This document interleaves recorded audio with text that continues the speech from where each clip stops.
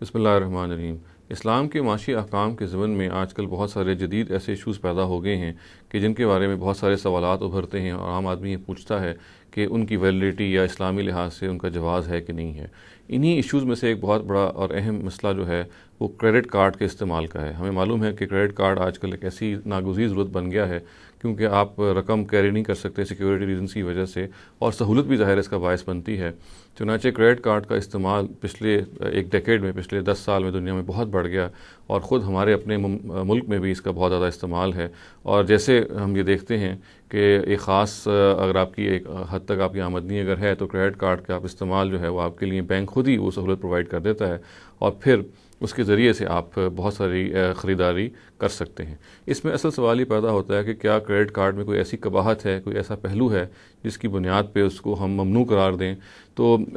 सबसे पहले तो ये देखिए कि क्रेडिट कार्ड में एक तो हिस्सा वो है कि जिसमें आप असल में बैंक से या जो भी वो एजेंसी से आप कर्ज़ लेते हैं उस मौके के लिए जब आपने कोई ख़रीदो फ़रोख्त की, और अगर आप उस मुद्दत में जो आप मुद्दत आपको दी हुई है अगर आपने उसमें लौटा दिया तो ये ऐसे ही है जैसे आपने कर्ज़ लिया था और कर्ज़ लौटा दिया, आपने क्रेडिट की फैसिलिटी है जो इस्तेमाल कर ली। अलबत्ता जब वो मुद्दत एक्सीड कर जाती है, मिसाल के तौर पे अगर आपने 15 दिन आपके पास वो एक पीरियड था जिसके अंदर अंदर आपने उस कर्ज़ को लौटाना था, मगर ऐसा भी होता है कि 15 दिन के अंदर लौटाया नहीं जा सकता और फिर वो उस मुद्दत में दाखिल हो जाता है कि जब फिर आपको उस पर सूद देना पड़ता है। तो ये वो जगह है जहाँ पे हमारे बाज़ उलमा इसको, बल्कि अक्सर उलमा समझते हैं कि इससे पहले पहले तो जहाँ पे आपने कर्ज़ लिया और कर्ज़ की उस मुद्दत से पहले यानी क्रेडिट कार्ड की उस मुद्दत में जहाँ पे वो कर्ज़ वैलिड है उसके अंदर अंदर अगर आपने उसको इस्तेमाल कर लिया तो उसमें कोई हर्ज नहीं है, और उसमें अगर आप बाद में लेके जाते हैं तो फिर ये इसलिए ममनू है कि फिर आपको सूद देना पड़ेगा, इसलिए कि उनके नज़दीक सूद देना भी ममनू है। तो इसमें जो गुजारिश ये है कि सबसे पहले तो ये देख लीजिए कि इसमें तो बदहात कोई कबाहत नहीं है कि जो कर्ज लेते हैं हम पहले हिस्से में जिसमें आपने उस मुद्दत ही में क्रेडिट कार्ड को जो इस्तेमाल आपने किया और फिर उस कर्ज़ को वापस कर दिया। जहाँ तक इस चीज़ का ताल्लुक है कि जब वो मुद्दत ख़त्म हो जाती है, एक्सपायर हो जाती है और फिर आपको उस पर सूद देना पड़ता है, तो इसके बारे में भी जैसे कि मैंने अर्ज़ किया कि हमारे उलमा तो ये राय रखते हैं कि चूँकि सूद देना ममनू है, चुनाचे उस मौके पर यानी उस मौके पर जब क्रेडिट कार्ड उस मुद्दत में दाखिल होता है तो फिर उसका इस्तेमाल भी वहाँ पर ममनू करार पाता है अगर आपने इसको ऐसे करना है। तो अगर आप कुरान मजीद का मुताला करें तो आपको मालूम होगा कि हर जगह सूद खाना ममनू है, सूद देना कहीं भी ममनू कुरान मजीद में करार नहीं पाया। चुनांचे जितनी भी आयतें कुरान मजीद में सूद से मुतल्लिक मौजूद हैं वो सब की सब ये बताती हैं कि आपको सूद नहीं खाना चाहिए, सूद चार्ज नहीं करना चाहिए। जहाँ तक सूद देने का मामला है कुरान इसके बारे में बिल्कुल खामोश है और ये बलबदाहत बिल्कुल वाज़ेह है कि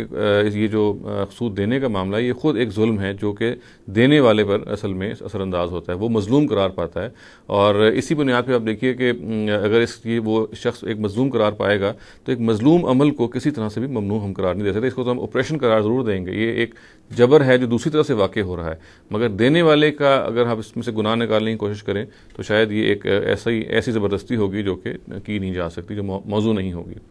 अलबत्ता ये ज़रूर है कि नबी सल्लल्लाहु अलैहि वसल्लम की एक रवायत है जिसकी बुनियाद पे ये कहा जाता है कि उन्होंने ये फरमाया कि सूद देने वाला और सूद लेने वाला उन दोनों पे नबी सल्लल्लाहु अलैहि वसल्लम ने लानत की है। और फिर ज़ाहिर है उसमें और भी तज़किरा है कि जो उसकी दस्तावेज़ लिखते हैं और जो उस पर गवाह हैं वो भी उन पर भी लानत की है। तो इस रवायत को भी अगर आप कुरान मजीद के सियाक में रख के देखेंगे तो ये मालूम होगा कि आम तौर से इसके अंदर एक लफ्ज़ आया है मुकिल का, जिसका मतलब है सूद खिलाना। इसको आम तौर से इसका तर्जुमा कर दिया गया है सूद देने के मफ़हूम में, जिसकी वजह से असल में ये सारा खलत मबस पैदा हुआ और ये इस्तेमाल कर लिया गया कि सूद भी ममनू है, सूद देना भी ममनू है। इस रवायत का सियाक़ व सबाक़ और इस रवायत को कुरान की रोशनी में अगर आप रख के देखें दोनों बातों को, ज़ाहिर है ये ज़रूरी है कि रवायत को आप जब भी समझें कुरान मजीद की रोशनी में रख के समझें। कुरान की अपनी रोशनी में जब आप रख के समझेंगे तो मालूम होगा कि चूँकि कुरान पूरा खाली है कि सूद देने को ममनू करार दें, चुनांचे इसका मतलब है कि इस रवायत को समझने में कोई ना कोई पहलू ऐसा है जो गलत हो रहा है जिसकी वजह से बात सही नहीं समझ में आ रही। तो अगर आप ये देखिएगा कि लफ्ज़ मुकिल जो है जिसका तर्जुमा आमतौर से सूद देना किया जाता है, इसका अगर सही स्ट्रेस वाज़े किया जाए तो ये कहा जा सकता है कि यहाँ मुराद असल में वो सूदी एजेंट हैं जो कि एक सूद देने वाले ने पूरे माशरे में छोड़े होते हैं जिनके ज़रिए से मुख्तलिफ लोगों को खींच के लाते हैं और फिर उनसे सूद पर उनको कर्ज देते हैं। तो ये सूद खिलाना से आम मुराद सूद देने वाले लोग नहीं हैं बल्कि वो सूदी कारोबार के एजेंट हैं जो एक सूद देने वाले शख्स ने या सूद पे कारोबार करने वाले शख्स ने हायर किए होते हैं ताकि वो माशरे से मुख्तलिफ लोगों को पकड़ के लेके आएँ, खींच के लेके आएँ और उससे फिर सूदी कर्ज दिलवाएँ। चुनांचे यहाँ मुकिल का तर्जुमा यहाँ सूद खिलाने वाला या सूदी वो एजेंट है। और इसकी मज़ीद तायद जो है वो रवायत के अपने अल्फाज से भी होती है। रवायत के अपने जो बकिया अल्फाज हैं उसमें ये आता है कि जो दस्तावेज़ लिखने वाले हैं और उस पर जो गवाह हैं, ये भी आप देखिए कि वो सपोर्टर्स हैं, वो हेल्पर्स हैं कि जो एक सूदी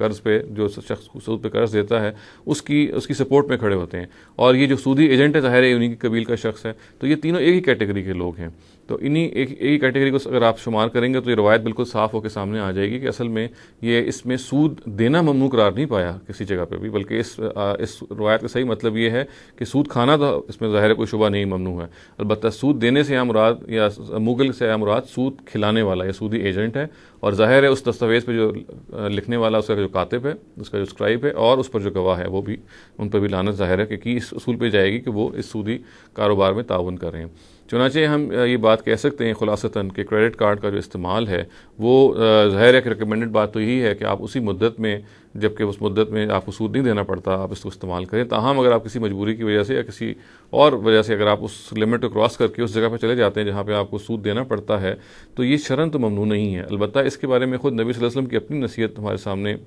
हर वक्त रहनी चाहिए, और वो ये है कि कर्ज़ बज़ाते ख़ुद एक ऐसी चीज़ है कि जिस पे हमें बहुत मुतनब्बे रहना चाहिए और बहुत ही नागुज़ीर सूरत में कर्ज़ लेना चाहिए। इसलिए कि कर्ज़ लेकर ज़िंदगी गुजारना और कर्ज़ पर ज़िंदगी गुजारना ये एक ऐसी चीज़ है जिसको नबी सल्लल्लाहु अलैहि वसल्लम ने बिल्कुल पसंद नहीं किया। और ये मालूम है कि आपने ऐसे लोगों की नमाज़ जनाजा भी नहीं पढ़ी कि जो इस तरह से, जिनके बारे में उनको मालूम हुआ कि ये जब फौत हुए हैं तो उन्होंने अपने पीछे कर्ज़ छोड़ा हुआ है। तो ये इससे कतई नज़र कि आप क्रेडिट कार्ड को इस्तेमाल करें उस मुद्दत में जिसमें आपके पास सूद आपको देना ना पड़े, या उस मुद्दत को क्रॉस करके जहाँ आपको सूद देना पड़े, इससे कतई नज़र इसको जहन में रखिए कि इसको सिर्फ इसका जो कर्ज़ लेके इस्तेमाल करना है या कर्ज़ की बुनियाद पे अपनी ज़िंदगी गुजारना है, ये बज़ाते ख़ुद कोई महमूद चीज़ नहीं है। ये हालात के लिहाज से और बहुत सारी नागुज़ीर मजबूरियों के लिहाज से तो इसके बारे में कोई रायत मिल सकती है। ताहम नबी सल्लल्लाहु अलैहि वसल्लम की अपनी नसीहत जो है उस मामले में बिल्कुल वाज़ेह है कि हमें अपनी ज़िंदगी और अपने मामलात को अपनी आमदनी के मुताबिक रखना चाहिए। जितनी हमारी चादर है उतना हमें पाँव फैलाना चाहिए। बड़ी ज़ाहिर एक ऐसा मकूला है जो हमारे यहाँ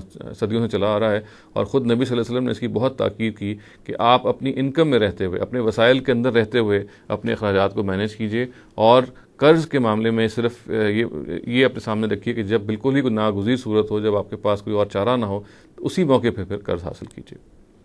अक़ूलु क़ौली हाज़ा वस्तग़फ़िरुल्लाह ली व लकुम व लिसाइरिल मुस्लिमीना वल मुस्लिमात।